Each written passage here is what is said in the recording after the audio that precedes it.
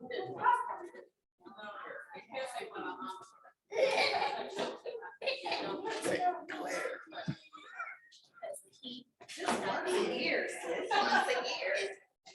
Once a year.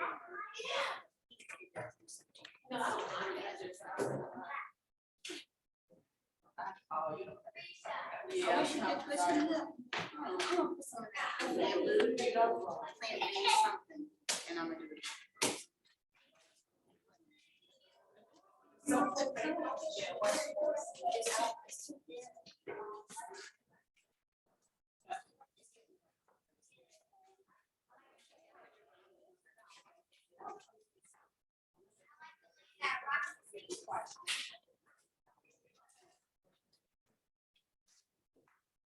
Oh my, what I do with my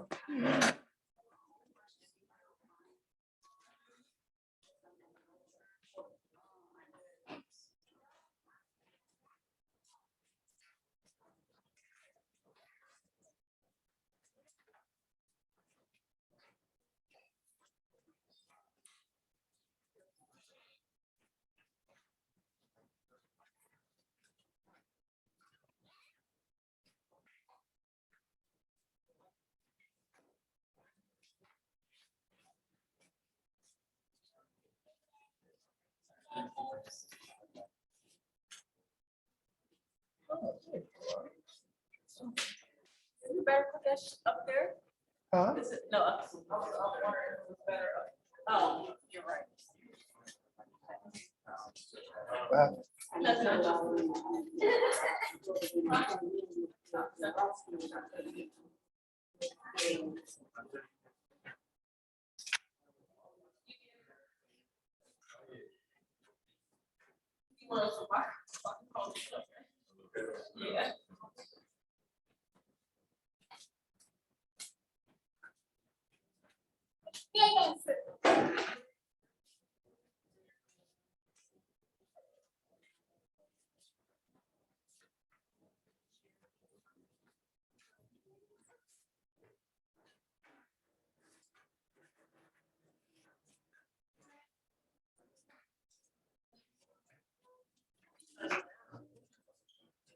I'm back.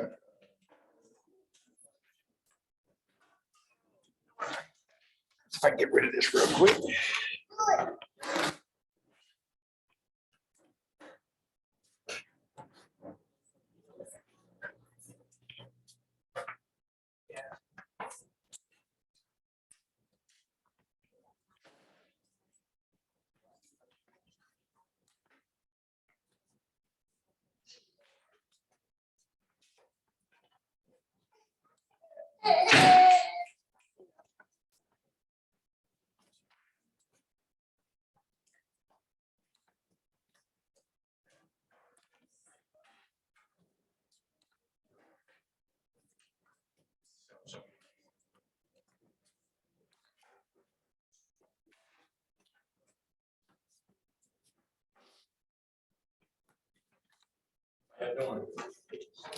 Can we all stand up for prayer?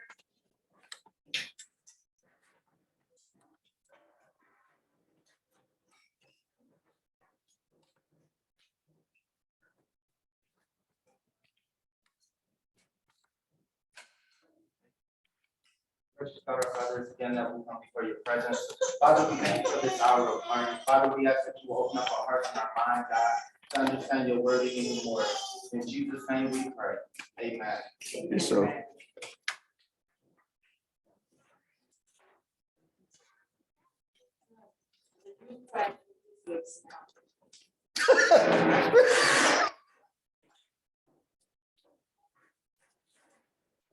Michael, clean your mess, please, before you go. Yeah, get your stuff from over in front of the coffee machine. Throw it away, please. Thank you. Oh, Michael, your dad says you have to stay with us. Oh, okay. Good.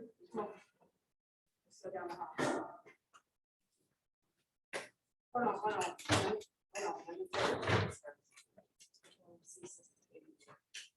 Here, go back there and sit down. I got All right, let me know when we're ready. I'm ready whenever you are. Cause I'm not broadcasting live right now. I'm recording everything. I'm gonna put it up later. All right, well. So, who got a chance to read the book? Okay, anything stand out for you? Going over? It made me wanna, I ended up watching Noah's Ark. And I just wanted to go watch And that's important because when we go through the lesson, we're gonna kind of get a different aspect of grace, right? My goal anytime that I'm up here is, y'all know me, I like to to sit in and I like to break it down and really study about it. So that's what we're gonna try to do today. We're gonna try to get as much as we can out of it. If you notice certain parts of it where it's gonna be maybe one part is it's or maybe one part is going over your head, it's okay. It's the whole thing is not gonna be for everybody, it's my guess, but my goal is that everybody gets something out of it. You know what I mean? So some of it is gonna be basic principle stuff that everybody knows it's gonna be reviewed, and some of it might be new information. But either way, to God be the glory. All right, so Noah found grace. All right, we're gonna really dig into it today. I get somebody to read the introduction first. God's given grace unto man from the beginning. The first mention of grace in the Bible was Genesis 6, when Noah found grace. The Hebrew word for grace comes from a root word that means to bend or to stoop in kindness to an inferior or to favor. Strong's Dictionary. The omniscient and omniscient and omnipotent Yah has granted his kindness and favor to us, even though we don't deserve it.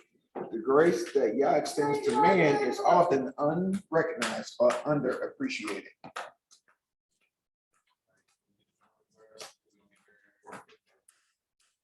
Genesis 6 and 8 is the memory verse. But Noah found grace in the eyes of the Adonai. All right, so this is my question. And y'all know I like to engage with questions. What is grace? And what things have you heard about grace? So one, I'm asking, what do you think grace is? And then I'm asking, what are some of the things that you heard about grace? Whether you agree or disagree, because I'm sure that you all heard a bunch of stuff about what grace is, and we might agree or disagree.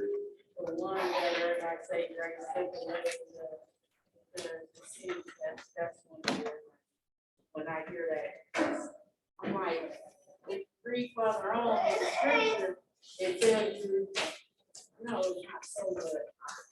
So, That's like people, they only read.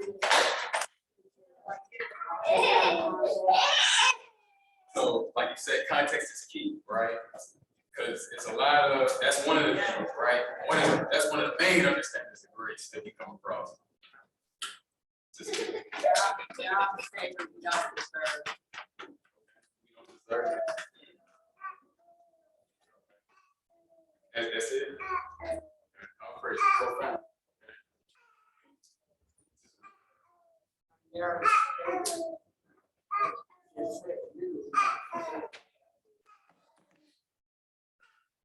I'll praise you. All right. Okay. Man, y'all, it'll make it easy later on. Grace is not always given. Okay. Man, I'm telling you, y'all. All right, so it's not always given, right? And why it's not always given? Because, like we said, if we establish this as the truth so far, it's not something that you can deserve, right? So if that's the case, then that means whether you get it or you don't, you can't lose because you didn't deserve it anyways. You only stand a game, right? So what is grace? Some of the things that we've heard about.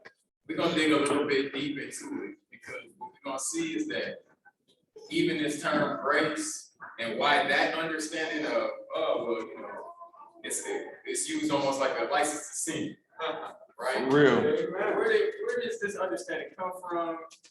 Where do we gonna dig into? All right, y'all see what I mean? It's like a cliche. Used like a cliche, right? Like, and I'm not gonna get into this. All right, so grace, and we're gonna find out, sister. Well, as we know, we live in this fallen world. I've seen you use grace as a cover-all. It's not a cover-all. A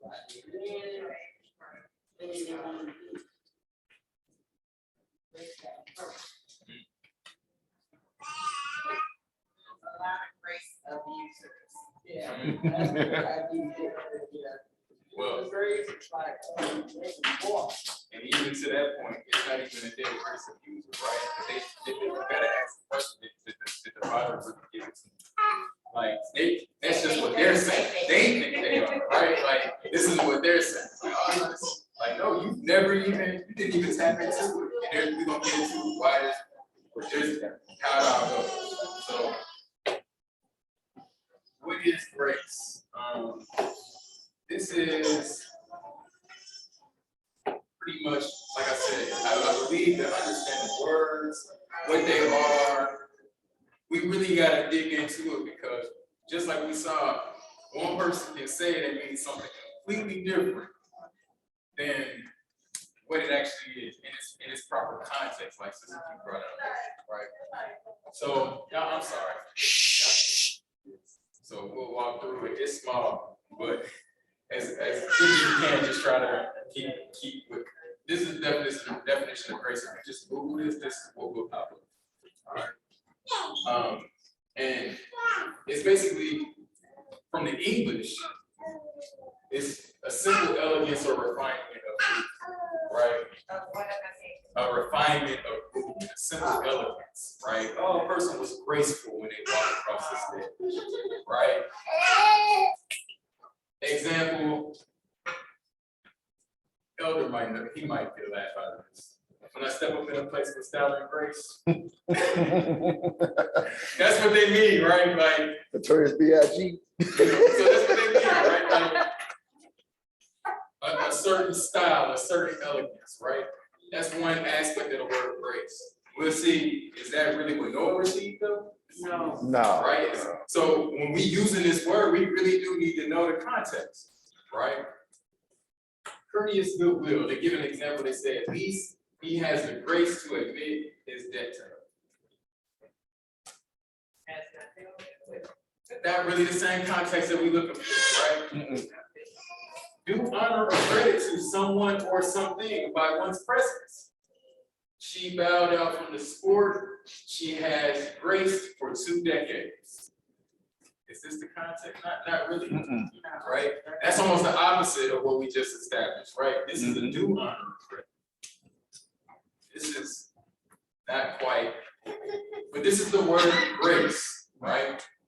So it says the word grace in English has many different meanings and usages, as we will see in a moment. So our goal in this lesson will be to find out what meaning is scriptural, because as I'm sure we are all familiar, depending on who you are talking to, this word is interpreted in many different ways, right? So now, this part right here is important. I highlighted this, and y'all might not be able to see, but they say see definitions in Christian. So what they're letting you know is there's a specifically quote unquote Christian definition in context of this book, right? Law, a legal, it can be used as a legal term, right? A grace period for if I entered into a contract or a covenant to pay X amount for X amount of years on such and such a date, and if I miss a payment, perhaps they have a grace period, right, where I can still make the payment and it not be held against me. I don't suffer any penalties for violating the contract that I agreed to. Mythology. This one is going to be probably new for a lot of us, right? There's a mythological or a mythology behind this word grace. And we need to know which one of these best describes what Noah received, right? So like I just said, notice that in the definition, it has a Christian, legal, and mythological definition.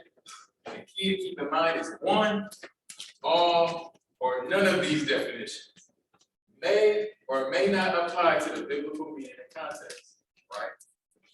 We're talking about a text that was written to a specific culture and another language, right? So when things get jumped over into another language and another culture, they take on different meanings. And this is the reason why the Christian definition most often is a license to sin, right? Most Christians that you come in contact with, that's how they mean it. Under grace. So that means I can violate his covenant in every which way. His covenant is of no value, right? But was this how it was used in the biblical context? We got to break this down. All right, so etymology. This is the history of a word. If you want to know the history of where a word comes from, how it came to be, how it was developed, that's word etymology, right? So grace is an English word that we use in the English language, but it's a borrowed word from another language, right? That word, if we look here, this is where we are, grace, Middle English, and now we're in late English, modern English, but this is where it started to be used in English. But before that, we see it goes down this pathway here, right?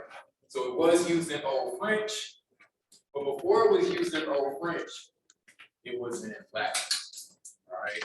So it comes from the Latin word gratia, which comes from the root Latin word gratis, right? This is where we get words like gratuity, right? When you go into, go to a restaurant, and a lot of times they just put it's not even gratuity, right? It's they don't volunteer. It's not something you volunteer. They voluntold you. Right? Like you go in and just automatically put in a bill, 10%, 15%, 20%.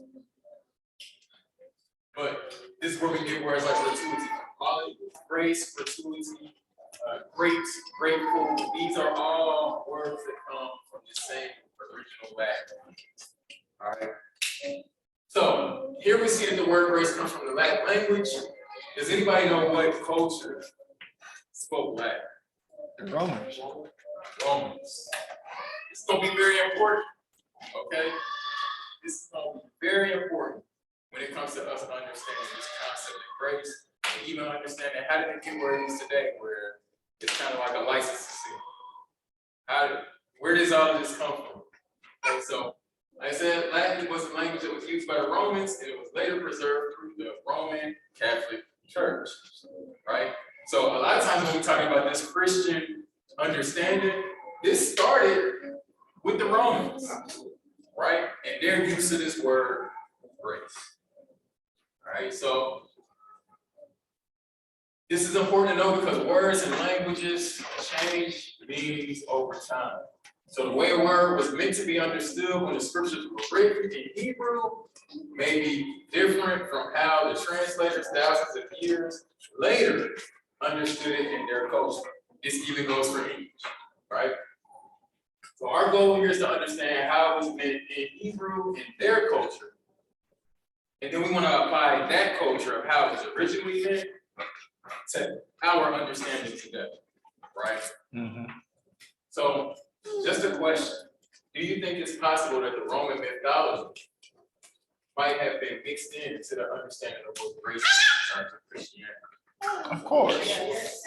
All right, so this is where we start getting into the weight of it, right? Where it's like when we start looking at tracing some of these concepts back, we find that, oh, this is something that was just like many things that is commonly accepted in Christianity. They introduced it because they were this universal church that mixed in all of whatever they had already going on, and then they just, quote unquote, as they would say, Christianized it, and threw a new meaning or term on top of it and blended it. Which is where our lawyers, I believe, get it from, get the grace period for what I'm. So, Mm. they have a sense of what it Mhm. means by just that. You got Mhm. 5 minutes and you're gonna be late after that. 10 minutes or 15, so they have a little clue, but it's not the full understanding. Exactly. But also,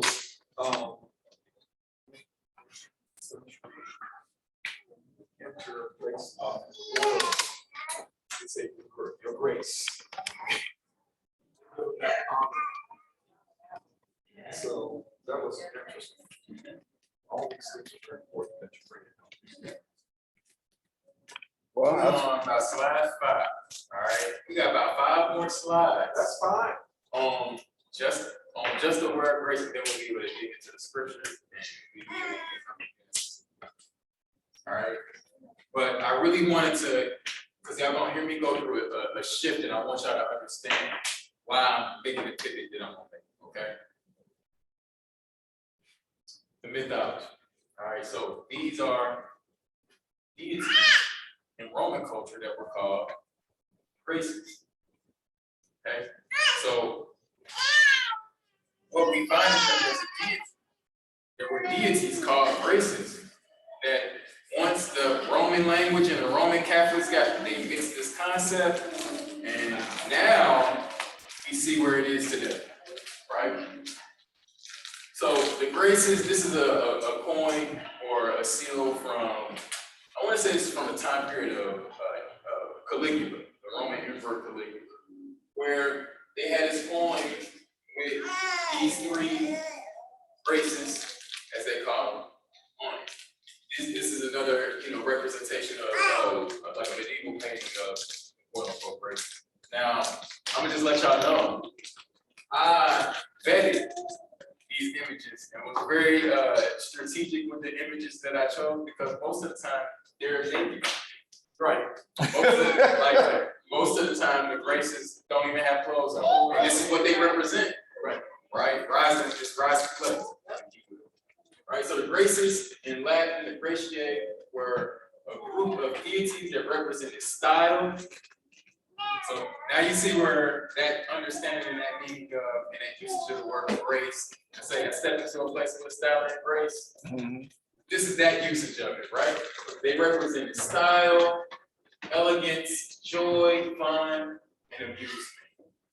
Okay. So to the Greeks, they are known as my Greek is terrible. Carites. So the Greek word charis, which is the Greek word for grace. We know that the Roman and the Greeks, they pretty much go hand in glove with the culture, right? This is where we get the word charisma, right? So when we say a person is charismatic, or if we're talking about them having a certain grace or elegance, if you will, style about them when they on the stage, a certain energy, right? This is again all encompassing in the word grace, history of the word grace, but my question is this what Noah found? Oh, no. Absolutely not, right? Yah forbid. So this is the reason why, like I said, I'm even very mindful with the terms that I'm using. I'm very mindful with my word selection, because I don't even want these deities to come up out of my lips. I don't even want these deities to even be in my mouth, right? So this is kind of what my goal is y'all gonna see I'm gonna make a pivot. And it's gonna kind of, hopefully, we'll look at this term with a little bit more clarity, right? All right, so again, I'm gonna kind of breeze through this. We don't need to really belabor this point, but what is grace? These are the graces. They were 3 goddesses. We already went over what they represent: dance, festivity, joy, have a good time, right? Do whatever you wilt. Do what you want to do, right? A number of the younger graces, if you will, or Karaites, presided over the other pleasures of life, including play, amusement, banqueting, floral decoration, happiness, rest, and relaxation. All right, so these 3 deities were married to other deities. One of them was married to Aphrodite. Another was married to Hephaestus. Another was married to Hypnos, or the deity over sleep. It's where we get hypnotized. This is all their understanding of grace. Before, now we got scriptures, and are we mixing any of this in with it, right? So, like I said, it was usually depicted as naked women dancing in a circle. All right. So notice how grace is used today. This is why this is important. Right? Notice how grace is used today. Like we said earlier, it's a pass to sin. It's a pass to do all of these things that these deities presided over. Right? Mm-hmm.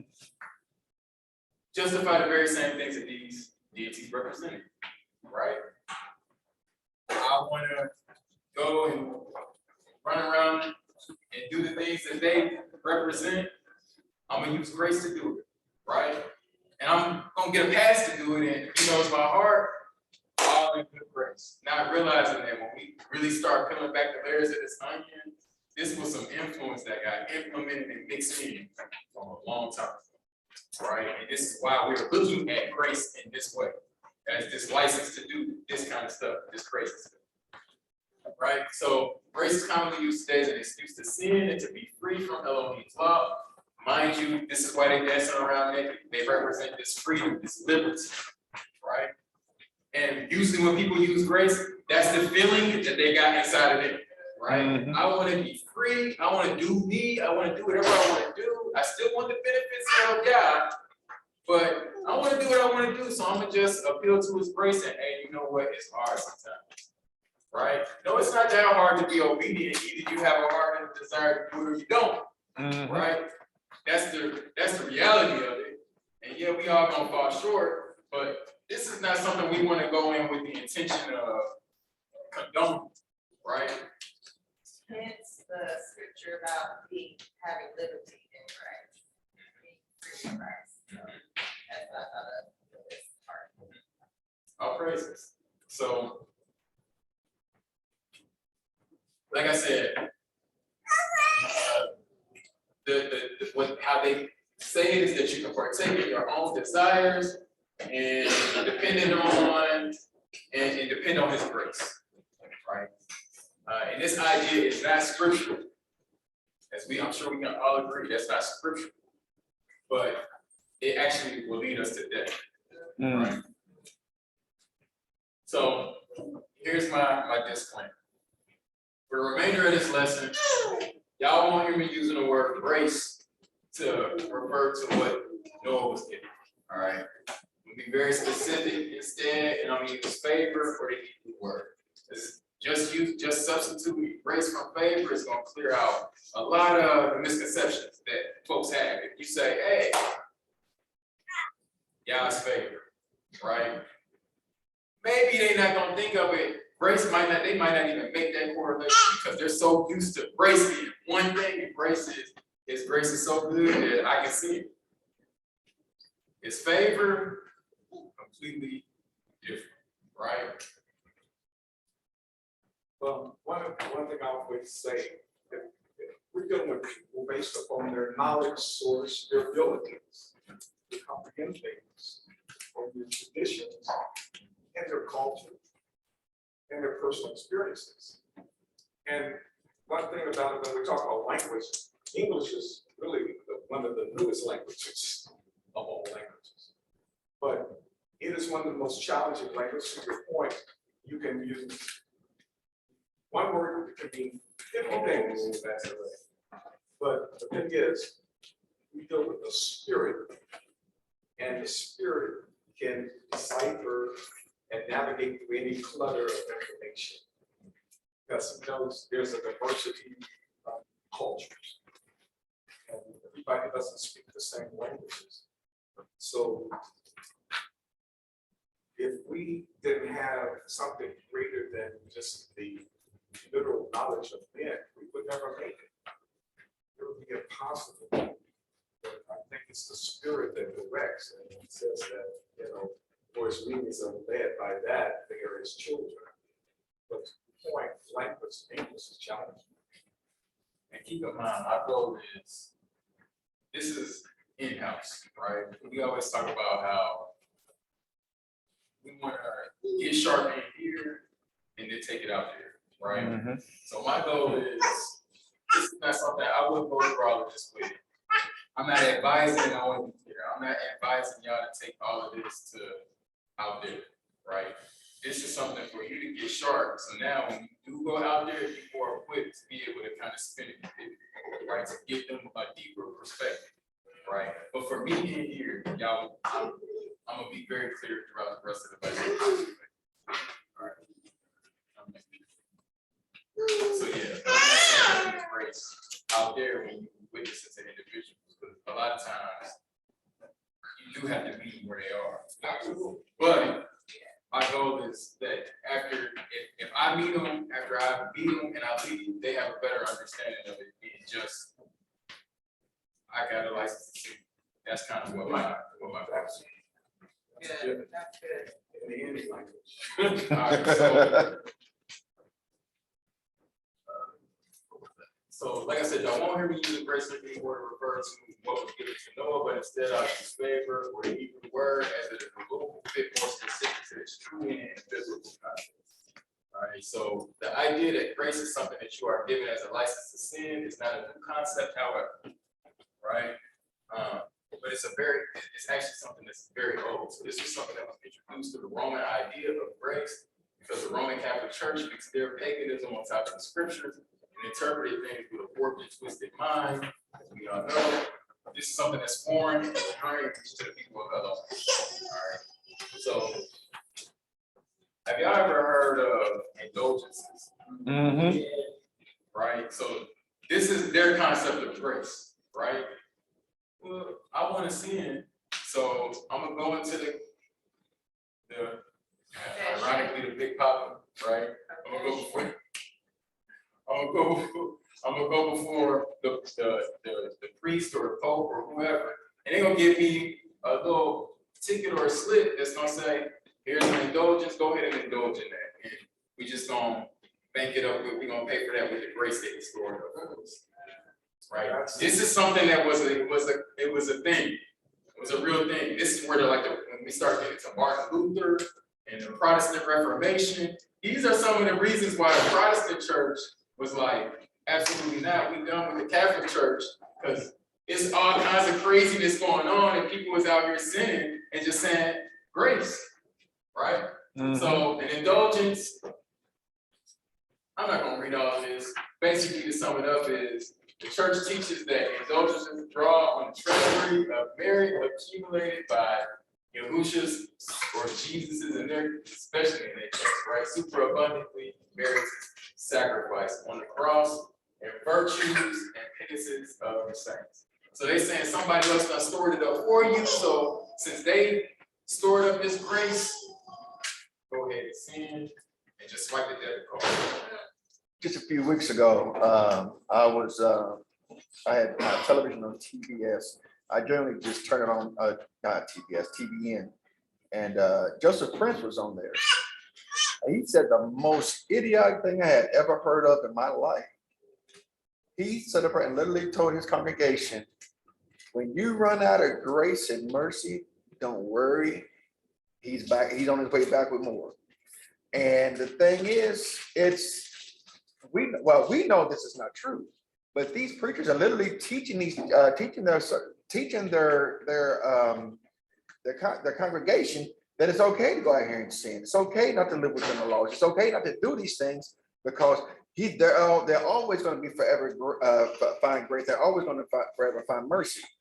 And that right there just ties right into that. So now I see where he gets his idea from. Yeah, it's an old concept. That is nothing new. Even when the Protestant Reformation, they didn't separate themselves from the church because of the doctrine. It was, they don't read the Pope. They don't read the popes. But if you look at the doctrine, they're the same for the most part. And like I say, if you go to church on Sunday, you're anything you want to call yourself. But if you celebrate the first day of the week, which came through the Council of Nicaea, then you're still a Catholic, as Revelation speaks to. But we don't like to hear that. I'm not a Catholic, I'm a Baptist, no, I'm a Presbyterian. Y'all, look. All her children. I had a bulletin from a Baptist church that had the Apostles' Creed in it. But they took out the Holy Roman Church and put universal. Catholic means universal. But my thing is, they still practicing the same tradition. And that is, I mean, we don't want to, you're a Catholic?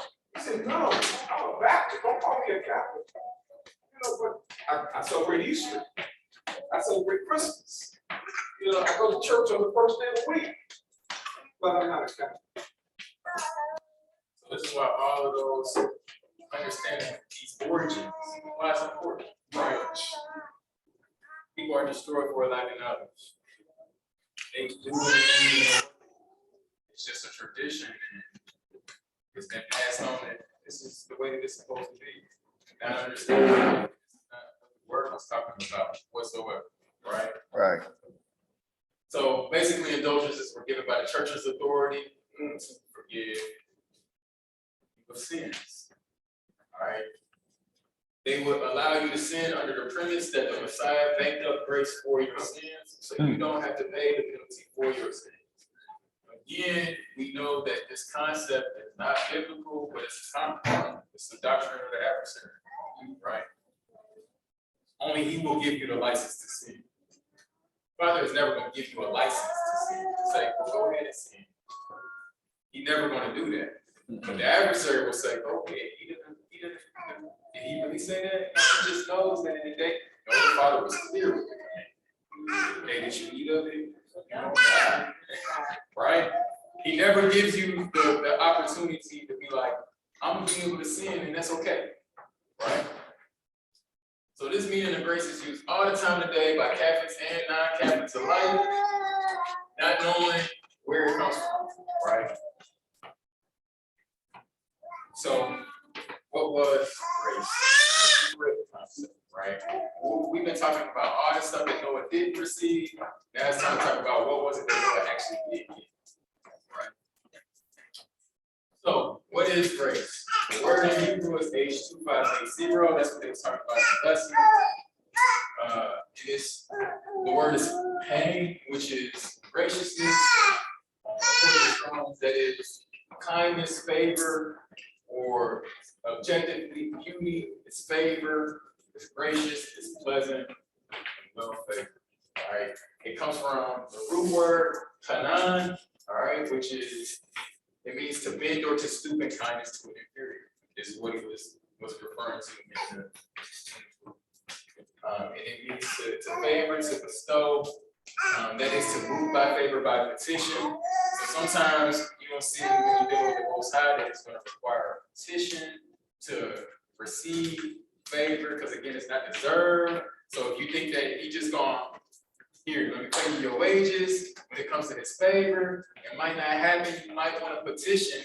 And there's a certain way we're going to see later on, how you have to petition, you're going to get this favor. So to be merciful, to have pity upon, and then again they said to make supplication. All right. So this is where we get names like John. All right. John in Hebrew was Yehukanan or Yakanan, Yokanan, which means Yah has favor, you will favor, right? This is the Hebrew word that Noah received. All right. So he received his hand, his Kanan. All right. Now, also, just something to keep in your mind when you think about this word favor, how it plays out in the text, because you names every last one of them have a meaning, right? John the Baptist, per se. How was he favored? Right? Mm-hmm. You got to ask that question and really take that home. I'm not going to go over that today, but really take that home and you think about that. Well, how was John the Baptist? How did he receive favor when he got his head chopped off and he died? Is that favor? But then when you read in Revelation, it talks about those who were beheaded. Beheaded, yes, sir. So now we're going to start seeing how this favor, what the favor is that the Father is talking about on its highest level, right? It operates in different levels. There's levels of this favor, but we're going to really dig into that level of favor, right? Because sometimes that level of favor supersedes or exceeds the physical plane, right? It's beyond. All right. Also, the other John was called the one whom he loved. All of it. He's the one who's in God's favor. Just see how it plays out in the text. Okay. Oh, too bad. So we're gonna look at this from the ancient from the earliest roots of the Hebrew language. All right. So give it a little bit of context. That right there, that Hebrew, this is. To not go too much of a off of a tangent. This is the Hebrew that's being used today.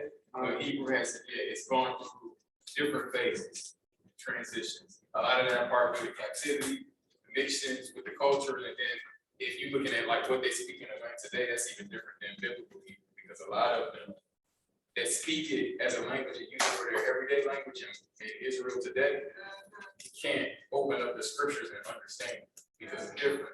The letters look the same, but the language is different. Similar, but different, right? This is more of the up-to-date, but before it was in written. But this script, the history of this script is that it's actually like Aramaic. When they went to captivity in Babylon, they mixed it and laid the Hebrew words underneath Aramaic letters. That's what's being used today. Before that, it was paleo. Before that, it was this. Y'all can't see it. I did the best I could do. But this is an inscription in the background that was found at a place called Serbia El Hadim. It's like over there, somewhere over there. And this is Hebrew. So if you look here, there's a letter. There's another letter. That's the Aleph. That's the 10. This is the letter Ab or Father. All right. So just to show you that Hebrew was written, there's some more letters down here. That's the letter P. Like Hebrew was written using these pictographs earlier, right? Why y'all may ask, brother Alon, the lesson is Noah has found grace. What are you doing? It's going to help us get a little bit of an understanding. Go back to the language. It's going to help us understand what it was exactly that was meant. How would they have understood it in Noah's day of what Noah received? All right. So, looking at this word from the pictographic Hebrew, it's just like hieroglyphs. We're familiar with the Egyptian hieroglyphs, right? Yep. They use these pictures and these symbols put together words, and you can oftentimes like look at the symbols and you know the definition. You know the meaning of the word just because you can see it in these pictures. For instance, going back to this, that's the word for father. It's the head of an ox, which represents strength. That's the letter bet. The first two letters of the Hebrew alphabet make the word father. The bet is a picture of a 10th floor plan, right? And it represents a house. So literally, a father is The head of a house. the head of the house, the strength of the house. Yes. Right? So we can see the definition and the meaning of this word just by looking at the picture. Right? It's that way with a lot of Hebrew words. This word is no different. The word pain is no different. The word commonly translated this way. You can look at this and we'll be able to look at these pictures and see exactly what this is. Okay? So this is the same Hebrew word as that, but this is in the early Semitic script, right? And this is the letter Het and the letter Nun. Okay? So someone had to name him in the scripture. Y'all remember who had the name? Joshua. Joshua was the son of a man named Nun, right? You might say, well, why do you keep that detail that he was the son of Nun? Why couldn't we just say that his name was Husha or Hosea first, and then his name is turned into Yehusha or Yehoshua, and he's the son of Nun? And why are we getting these details, these nuanced details in the text? Because it's painting a whole shadow of the okay. That's another lesson for another day, though. But letter K, all right. So the first letter of the word is a picture of a fence. Y'all see that? Can y'all tell that that's a fence? Looks like a fence, right? It's a picture of a fence, and a fence represents protection. We build fences to protect things, right? Set boundaries, protect. Fences were built to protect one's property, especially its livestock from predators. So this letter represents protection. Specifically, it's a boundary that's set. All right. Next letter is the letter N. Anybody got an idea what the letter is? What it look like? Snake. Okay, snake. That's a good one. That's a good one. Well, It we're looks gonna like go with seed. it looked like a seed. We're gonna go with seed. You gotta ask yourself. This is the beauty of the language, right? Now, how in the world, without a microscope, without a, did they know that this letter What's a was seed? a seed? And then you can see like there's a pattern to Yah's creation. What they're thinking about is a seed in a seed pod. When a seed germinates and it starts to sprout, it sprouts out of the seed pod, and this is what this is a picture of. But then we also see that there's a parallel, like deeper than we even knew at that time. Right. I don't know, guys. This is a pattern, and the Most High, His hand is all over creation. This is a picture of a fence, seed, right? So the second letter, Nun, is a picture of a seed. The seed represents life. Again, go back to that man whose name is Nun. His name is Yahusha, son of Nun, the son of life. Okay. It represents lineage and offspring, as in the seed of a man. All right. So when we put these two meanings of these two letters together graphically, we get the understanding of life being protected, right? Life protected. Or a fence or a hedge for the seed, right? So do you see how this gives us understanding from the Hebrew of what Noah was given? Noah was given this Protection for his seed. of fence or protection. For his seed. And not just his seed, but for the seed of the whole world, earth. All seed of the whole earth was protected as long as it was on the ark, right? So take 2 of these, 7 of these, put them on the ark. Matter of fact, take the food that y'all gonna eat of the different kinds of, take that, throw that on the ark, and the seed is gonna be protected. Also, first thing he said, we're gonna see it in a minute. Take your kids, your children, your seed, let them, but Noah is the one that found the favor. Yes. Right? What about Shem, Ham, Japheth? They were his seed. all were able to get on this ark Because he received protection. right? So because Noah received his favor, his seed and the seed of the whole earth was protected during the flood. All that were present on the ark were protected, that the seed could continue to live after the destruction of the world. So now let's go to the scriptures, and we're gonna be able to keep this in mind now. Now that we see this word grace or favor being used in this context of protection for seed, protection for life, right? We're gonna see how this is gonna start to make sense in the Hebrew. Go ahead. I just wanted to say that the Noah part that I got last night, one of the youngest son of Noah into the world, and when Noah was trying to get him to come back, he said no. And another thing is maybe I watched other people got him. You watched the one with Russell Crowe and Yeah, the one that I couldn't figure it out.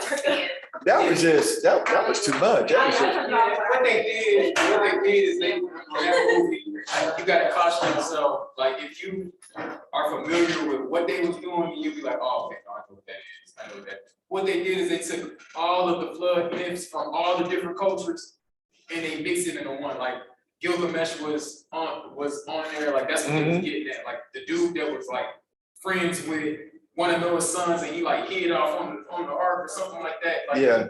It was something like the dude with the beard and all, like he survived the flood, basically. It's like, what? But that's not the book. Yeah. No, and then they would use the watchers as the guardians of the ark, to keep people from getting on there. And you know, the watchers, they failed. They weren't in God's grace. They weren't going back to heaven. It's. It was too much. This is why I cannot get into Hollywood films when it comes to them making biblical, trying to make biblical movies, because they love to spin on stuff, or don't have nothing to do with the Bible description.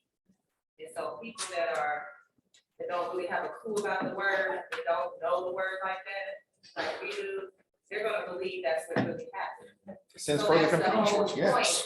of them doing it like that. They know all that stuff, the extra stuff didn't happen. But that's the confusion that Satan does.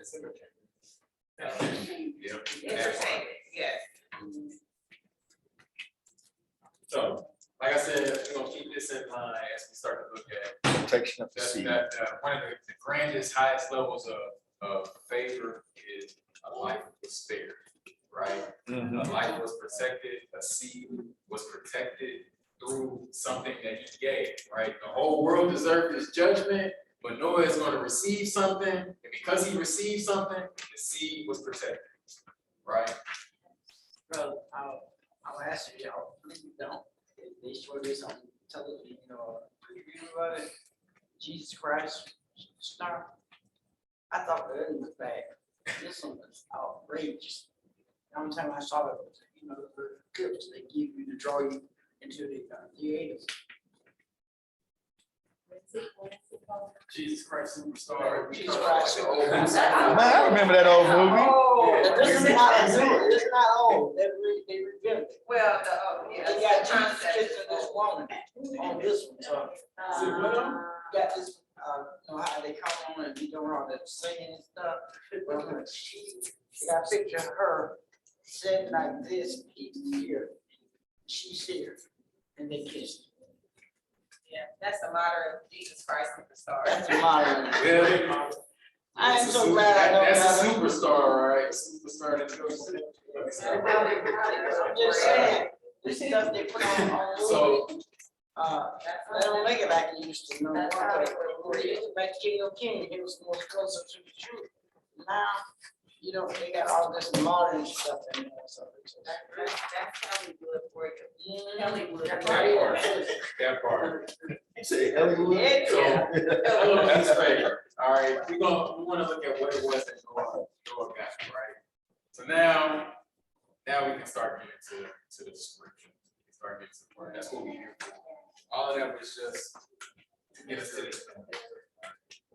So Genesis 6:1, it says, and it came to be when men began to increase on the face of the earth, and the daughters were born to them, the sons of Elohim saw the daughters of men, that they were good, and they took wives for themselves of all whom they chose. So according to this common understanding of grace, they should be able to get this, they should be able to get grace, right?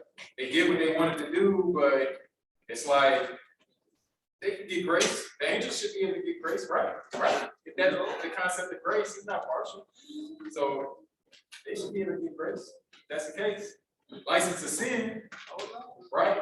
So it never was the case from the beginning. This was never, you never come to this conclusion, right? It says, and it was said, my spirit shall not strive with man forever, and is going astray. He is flesh, and his days shall be 120 years. He is what? Flesh. Okay. And his what shall not strive with man? His spirit. All right. So the Nephilim were on the earth in those days, and also afterward, when the sons of Elohim came to the daughters of men, and they bore children to them. So those were the mighty men who were of old, the men of name, or the men of renown, as they're saying in KJV. Said that Yahuwah saw that the wickedness of man was great in the earth, and that every inclination of the thoughts of his heart was only evil continually. So this is giving us a state of the earth and everybody in the earth. And this is going to let us know why he's going to destroy the earth. So now I want us to see that favor, it was protecting the seed, right? But here we see that the seed is being intermixed, intermingled, and defiled, right? So now this seed, the Nephilim, is a defiled seed. That seed is not protected. It had to get destroyed, right? What he's preserving is a righteous seed. There you go. Right? So it says, and Yahuwah was sorry that he had made man on the earth. He was grieved in his heart. And Yahuwah said, I am going to wipe off man, whom I have created from the face of the ground, both man and beast. So that'll tell you something about the state of these beasts as well. Creeping creature and birds of the heavens, for I am sorry that I have made them. So his seed that was supposed to be in itself, defiled, it's corrupted itself, right? But Noah found favor in the eyes of the Lord. There's something different about Noah than this, right? Something is different in Noah than only evil all the time, every wicked imagination, only every inclination, just wicked from the top to the bottom. This is not the case with Noah. We're going to see that, right? Next verse. This is the genealogy or the generations of Noah. Noah was a righteous man. Yes. So everybody else, wickedness of man, great in the earth. But Noah was a righteous man, perfect in his generation, right? So Noah walked with Elohim. And this Noah walking with Elohim is going to be very important because we're going to see we in a generation. And we're going to also see that our generation is going to be kind of similar when we look around to Noah's generation. And we want to be able to receive what Noah received in his generation, if it be Yah's will to do so, right? It says, and the earth was corrupt before Elohim. So something about the seed, the earth is corrupted. Mhm. And the earth was filled with violence. And Elohim looked upon the earth and saw that it was corrupt, for all flesh corrupted their way on the earth. So now we start to see what this corruption is. And all what? Flesh. Right? Okay. I just want us to track this and we're going to follow it. All right, so it says, and Elohim said to Noah, the end of all flesh has come before me, for all the earth is filled with violence through them. And I see, I am going to destroy them from the earth. Make yourself an ark of gopher wood. Make rooms in the ark and cover it on the inside and the outside with a covering. And this is how you are to make it. The length of the ark is 300 cubits, its width 50 cubits, and its height 30 cubits. I'm not gonna sidetrack. Just look at those dimensions. And then go back and when you start reading the building of the temple, and just see if you find those dimensions in like the building of the tabernacle and certain things. Right. This is and notice he's telling him, make it according to this design. Yeah. I'm gonna just leave it at that. Yeah. But he says, make it with the lower, second, and third decks, the tabernacle, the Holy of Holies, the inner room, and you had the holy place, and then you had the outer court. Okay, okay. Come on, we're with you. It says, and see, I myself am bringing flood waters on the earth to destroy all flesh, which is the breath of life from under the heavens. All that is on the earth is to die. And I shall establish my covenant with you. So now we're going to start to see what this favor is. This favor is going to be manifested through this covenant. Okay. So it says, and you shall come into the ark, this protection or this fence, this boundary between you and the destruction. And your sons and your wife, and your sons' wives with you, the seed. Right? So now the seed is going to be protected because you received this covenant, which is this favor. Right? And all of the living, in the living of all flesh, 2 of each, you are to bring into the ark to keep them alive. This is what the favor is for, right? The favor is to keep the seed alive. With you, a male and a female. Of the birds after their kind, and of the cattle after their kind, and of all creeping creatures on the ground after their kind, 2 of each are to come to you to keep them alive. As for you, take of all food that is eaten and gather it to yourself, and it shall be food for you and for them. And Noah did according to all that Elohim commanded this is that walking with Elohim, right? So we're gonna see a couple things, right? Obedience and righteousness. This covenant, and when these things come together, we see in faith, right? A life can be spared. So in this case, we see that the favor was Noah's life was spared when the flood came.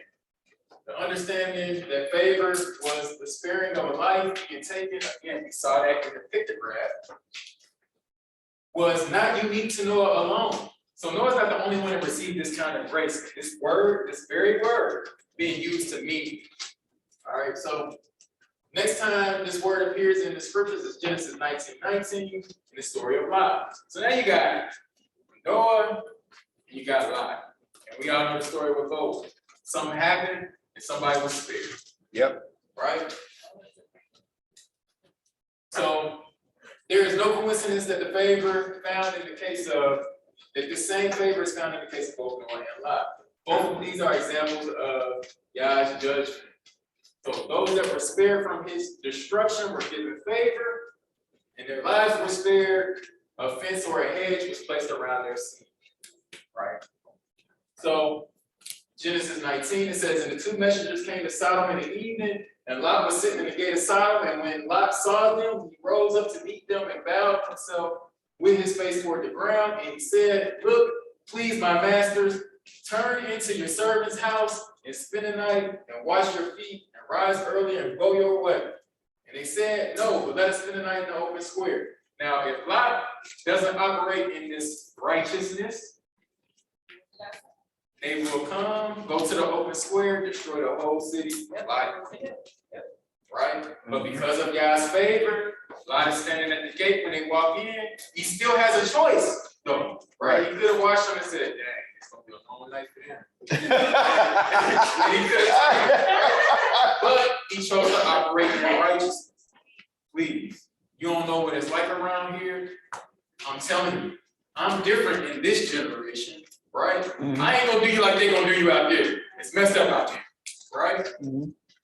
So, what verse is we at? So it says, but he urged them strongly, and they turned into him. So he urged them strongly, back and forth. How many of us gonna go back and forth? All right, man. All right, go ahead then. I try to tell you, right? But he, oh, please, you don't understand. You don't want to go. I'm trying to just come back to my. Now we all right. No, come to my crib.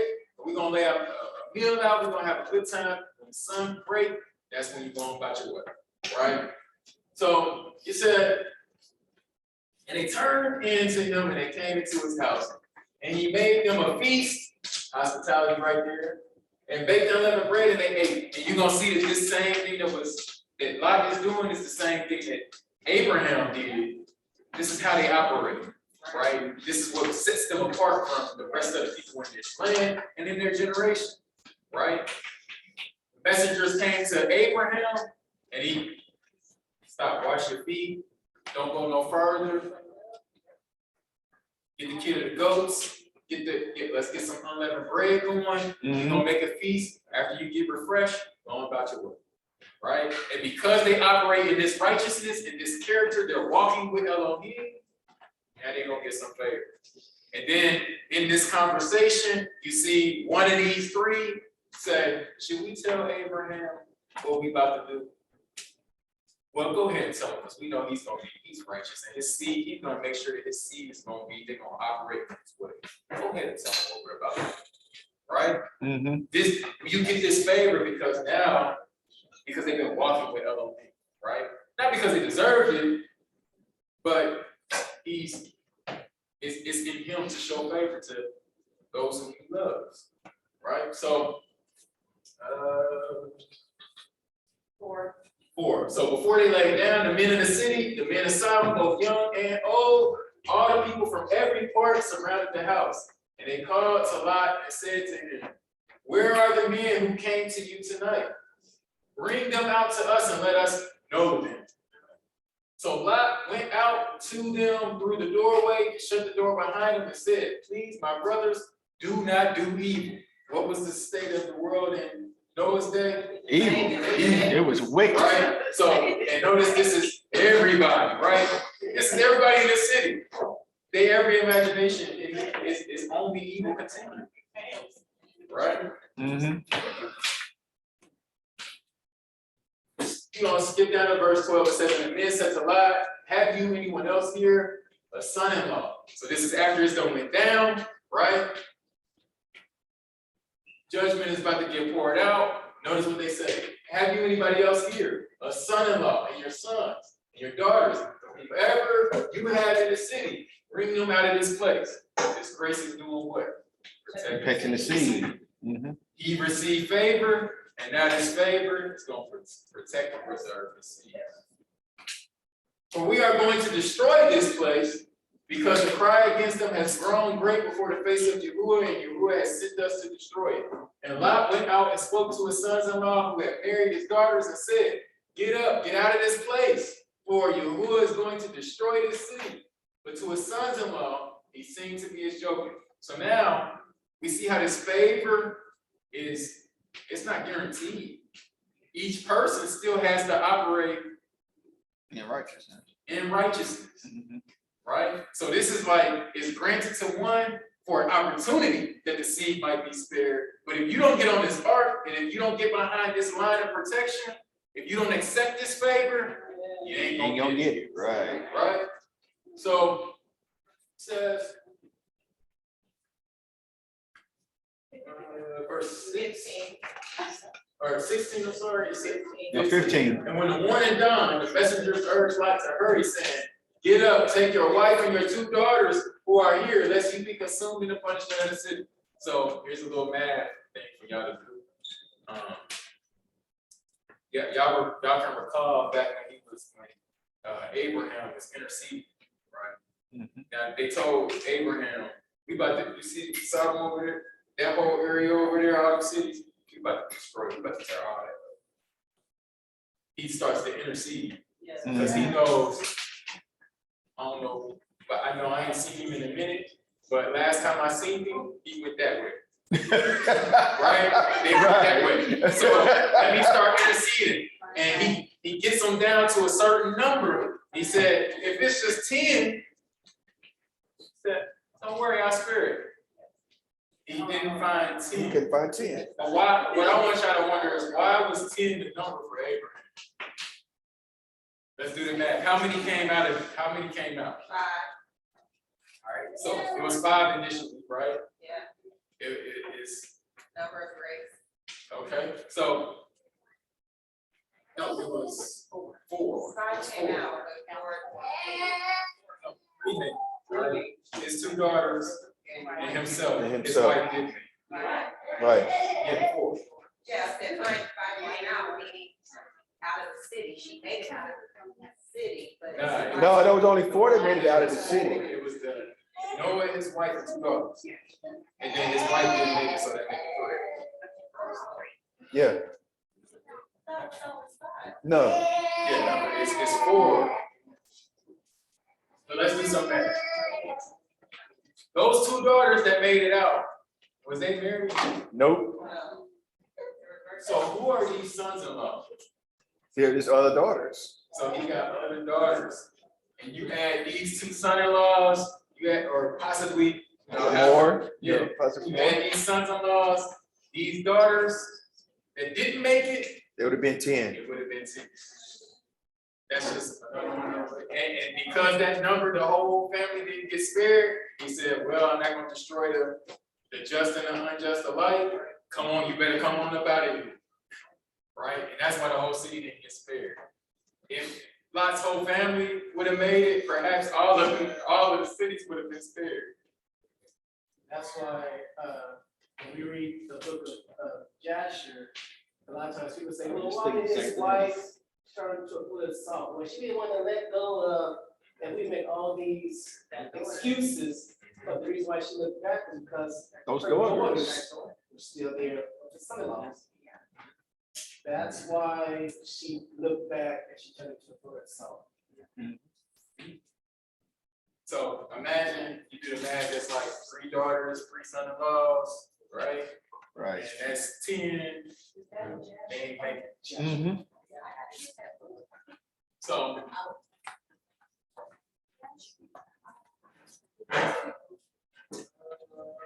What verse was we at? So 16. verse 16. So it says, and while he loitered, right? Y'all seen the signs of loitering. Well, I ain't waiting around. Be tarrying, right? While he loitered, the men took hold of his hand and his wife's hand, and the hands of his two daughters.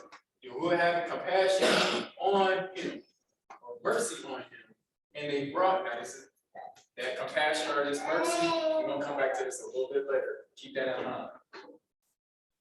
And they brought him out and had sent him to the outside of the city. And it came to me when they had brought him outside that he said, escape for your life. Right? This favor is, again, preserving a life. Do not look behind you nor stay anywhere in the plain. Escape to the mountains lest you be consumed. Now we start to see, in order for you to keep on operating and receive this favor, it's going to require some obedience, right? And Lot said, not that you did anything to get it, but now that it's been offered to you, right? There's some obedience, right? And Lot said to them, oh no, look, please, your servant has found favor in your eyes. What's the favor? And you have increased your loving commitment, which you have shown me by saving my life. This is the favor, right? But I am unable to escape to the mountains, lest calamity overtake me and I die. All right, so again, the favor was shown by saving his life. Notice how obedience for each individual is still a requirement to be a beneficiary of God's favor that was extended to one for the sake of the seed. If the seed is not obedient to the command required of them to be spared, they are destroyed in the judgment. All right. So you're not gonna get no this concept of a get out of jail free card. It don't really exist. This, oh well, my daddy did this, so I'm gonna get grace. I'm gonna get favor. Yeah. Yahushua did this, so I got this favor. No, this is just opening up this door, but you still have to be accountable. And you either gonna abide in this grace or this favor or not, right? Yes. You choose to turn away from the favor, and oh well, judgment. All right, so the next time this word comes up is with Jacob in Genesis 32:5, again being used to show a life being spared. In every one of these cases, the word is used in the ancient pictographic sense of a hedge or a fence protecting the seed. So now we're gonna walk through this. We'll go real quick, because I think we get the point now. It says Genesis 27:41, and Esau hated Jacob because of the blessing which his father blessed him, and Esau said in his heart, the days of mourning for my father draw near, then I am going to do what? Kill my brother, Jacob, right? I want to take his life. In the words of Esau, her oldest son were reported to Rivka, and she sent and called Jacob, her younger son, and said to him, see, your brother Esau comforts himself concerning you to kill you. And now, my son, listen to my voice, and rise, flee to my brother Laban in Haran. We're gonna jump to Genesis 31. That's just setting the background, right? And Yahuwah said to Jacob, return to the land of your fathers and to your relatives, and I am with you. Noah did what with Elohim? He walked with Elohim. This is this favor, right? So in this case, we're going to see that Jacob is hoping that he will be spared from death, because this was a situation when he left his father's house. Now, these years later, God's telling him, go back to your father's house. But going back to my father's house means my brother is going to kill me, right? So I'm gonna need some favor in order to have my life spared. Genesis 32, this is where our word comes back up. And Jacob went on his way, and the messengers of Elohim met him. Again, this walking with God, this God's favor, right? And when Jacob saw them, he said, this is the camp of Elohim. And he called on the name of that place, Mahanaim. And Jacob sent messengers before him to Esau, his brother, in the land of Seir, the field of Edom. So now when he goes back, as soon as he headed back, he got to deal with Esau that wants to kill him last time he saw him. And he commanded them, saying, say this to my master Esau, your servant Jacob said this, I have sojourned with Laban and stayed there until now. And I have bulls and donkeys and flocks and male and female servants. And I have sent them to inform my master to find what? Favor. Favor in your eyes. So the messenger returned to Jacob saying, we came to your brother Esau, and he also is coming to meet you, and 400 men with him. And Jacob was greatly afraid and distressed. We already went over why he was afraid and distressed, because he about to die. So he divided the people that were with him and the flocks and the herds and the camels into two groups. This is very important. And he said, if Esau comes to one group and strikes it, then the other group which is left shall escape. What was he afraid? It was going to kill his seed, right? So now he wants this favor so that not just him, but also his seed and his family, his household can continue to live. Right. So, question. This concept of favor is also applied in spiritual sins. All right. It is by Yahuwah's favor that we have an opportunity at everlasting life in his kingdom. So this is how it's going to apply to us in a very broad sense, right? Beyond just the physical saving of a life. Although in cases, sometimes some of us can say, I know that was nothing but the hand of Yah. My life was spared from this, that, and third. That's favor. But also I'm saying in a greater sense. When we look at like John the Baptist, that's why I brought him. Favor was what? Not in this life, but in the life to come. Yeah. That his life will be spared later, right? Are there requirements for you to get favor? Yeah. You got to walk with the Father. You got to walk with him. All praise. That's it. So if there are, does this mean that you deserve it? No. No. All right, so we all good, right? Proverbs 3:31, it says, do not envy a cruel man and choose none of his ways.